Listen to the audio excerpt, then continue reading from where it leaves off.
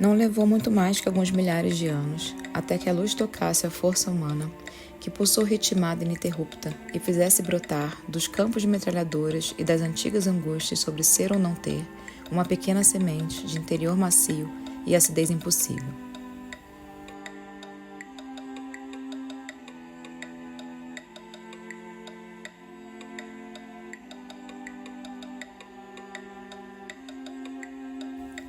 Separada da terra, a vida enferma ainda cicatriza, enquanto novos ares fazem brotar a rejeição ao linear.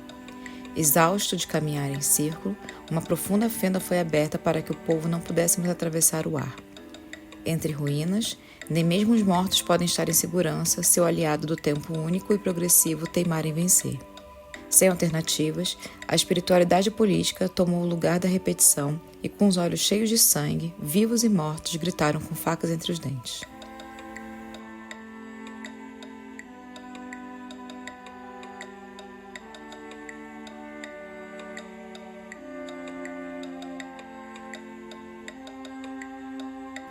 Eva tinha armas em punho quando, sobre ruínas de uma catástrofe acumulada, reorganizara a produção com base na liberdade e na igualdade entre todas as pessoas. Novos moinhos reduziram o trabalho de fazer pão e agora todos comem antes de sair para pintar, varrer ou dormir. Atentos aos relâmpagos do reconhecimento, observam aflitos qualquer vestígio de crise do passado sobre o presente. Desde então, após satisfeitas as necessidades de arte, de fome, de sede ou de frio, de toda a gente, por toda a gente, sobrava tempo para uma vida livremente construída.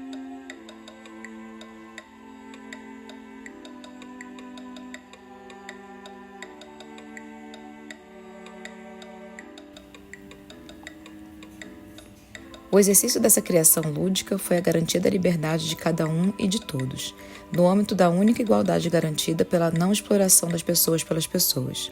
A liberdade pelo jogo é a sua autonomia criativa, que supera a antiga divisão entre o trabalho imposto e os lazeres passivos. Eva, mais do que ninguém, desfrutava a extinção da separação do trabalho e do descanso como luxo. Sempre contava aos mais novos que houve tempos em que igrejas queimavam pessoas por cantar ou dançar. Lembrava que em tempos piores era proibido jogar, enquanto chegou a ser crime criar. E o que podiam fazer aquelas pobres pessoas que andavam presentes pelas ruas com câmeras de espelho carregadas por ausências de inveja de futuro? Se o passado era tudo o que eles sabiam. Sempre haverá alguém à espera de um gole de felicidade servido num tempo que já se foi. Nesses ou em qualquer tempo. Mas aquele presente reconheceu o passado que vivia em si ao ouvir as vozes perdidas no espaço, e seguindo a marcha de um relógio quebrado, se encontraram soltos sobre tabuleiros de xadrez, um verdadeiro escândalo de época.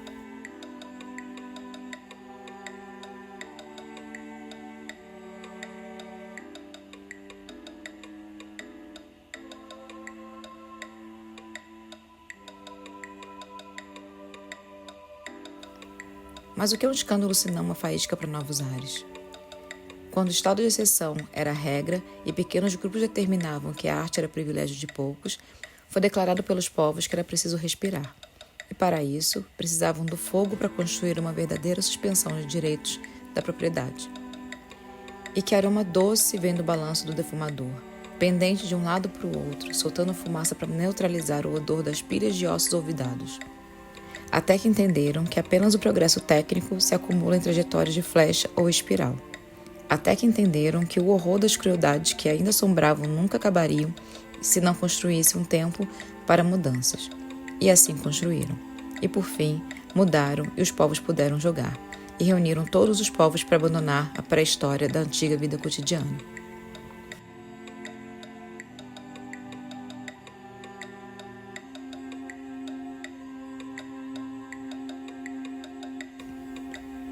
Eva conhecia bem aquela vida e aquela história. Lembrava do anjo de Clé. Ainda tinha pesadelos com os gritos das crianças enquanto as asas do anjo eram carregadas pelos ventos da progressão. E propôs uma organização autônoma de uma nova cultura, independente das velhas siglas políticas e burocráticas, que só sabiam rearranjar os móveis de uma casa em ruínas. E fixaram um objetivo urgente, audacioso, quase uma piada séria: lutar pela alimentação, pelo vestuário e pelas artes, e em seguida todo o resto viria por si mesmo. Mas a utopia não era tão simples ainda.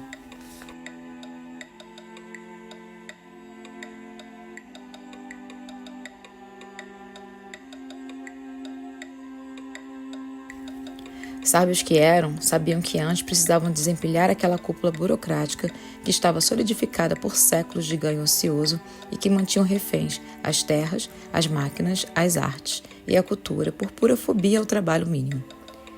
Era preciso destruir também a cultura, porque nunca houve um monumento de cultura que não fosse também um monumento de barbárie.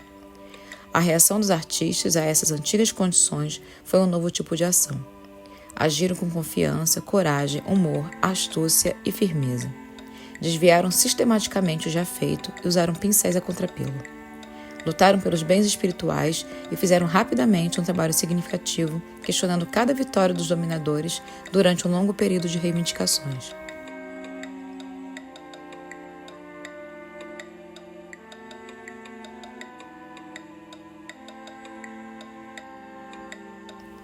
Eva vivia agora os frutos dessas experiências.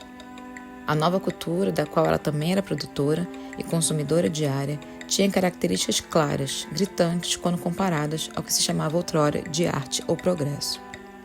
Contra o espetáculo, a nova cultura realizada introduziu a participação total. Contra a arte conservada, é uma organização do momento vivido diretamente. Eva viveu uma saturação de agoras e saltou sobre o céu livre da história, muito bem alimentada e acompanhada.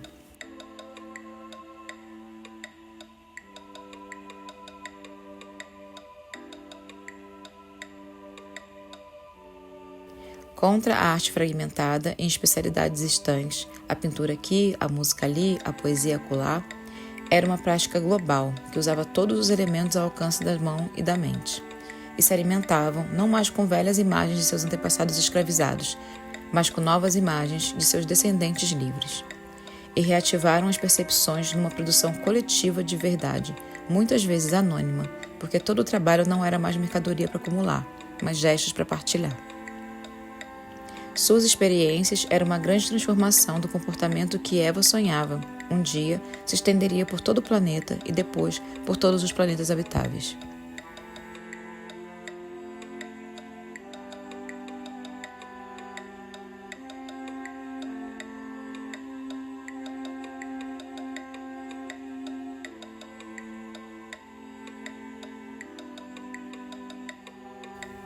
Era, sobretudo, a prática do diálogo, da interação.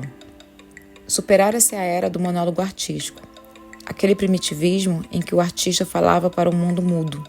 Agora, a comunicação estava completa.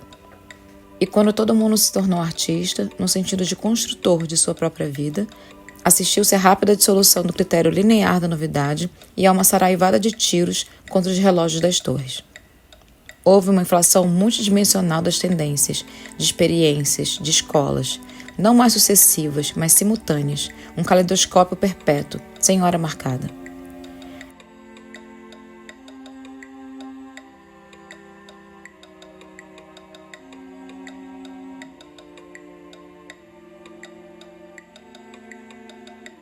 Eva sabia que os situacionistas de outrora, aqueles amadores profissionais anti-especialistas, haviam inaugurado o que seria, nesse período histórico, o último dos ofícios.